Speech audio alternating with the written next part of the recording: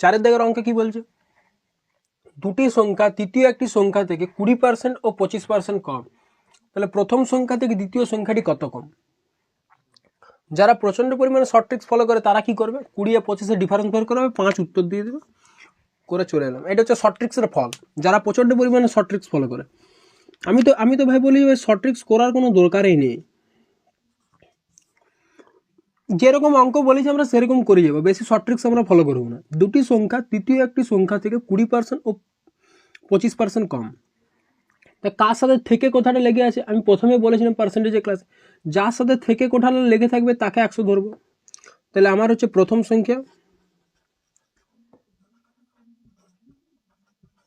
দ্বিতীয় সংখ্যা আর তৃতীয় সংখ্যা, আমি কাকে 100 ধরবো, তৃতীয় সংখ্যাকে, তৃতীয়র সাথে থেকে কথাটা লেগে আছে, ইয়াকে 100 ধরছে। তৃতীয়র থেকে প্রথমটা কত কম, 20%, মানে কত 80। দ্বিতীয়টা কত কম, 25, মানে কত 75।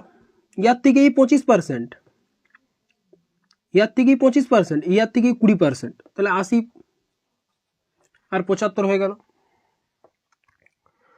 কি বলছে, প্রথম সংখ্যা থেকে দ্বিতীয় সংখ্যাটি কত কম, প্রথম সংখ্যা থেকে দ্বিতীয় সংখ্যাটি কত কম, 5 কম। সবাই এটা উত্তর করে দেবে 5 কম, কিন্তু না, এখানে আমার পার্সেন্টেজে উত্তর দেওয়া আছে, এখানে বলে দিতে পারে সংখ্যাটি কত কম, 5 কম, কিন্তু আমাকে অপশন দেখতে হবে যে কিসে আছে, পার্সেন্টেজে আছে সব, এটাকে পার্সেন্টেজে বের করে দেবে। 5 কার থেকে কম, 80 থেকে, ইন্টু 100, 0 0 কাটছে,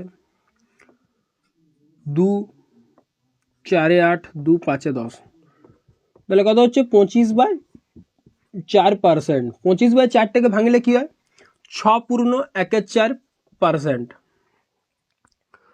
6.14টা কীভাবে বেরোলো সেটা যদি না কেউ বুঝতে পারে, আমি একটা করে দেখিয়ে দিচ্ছি।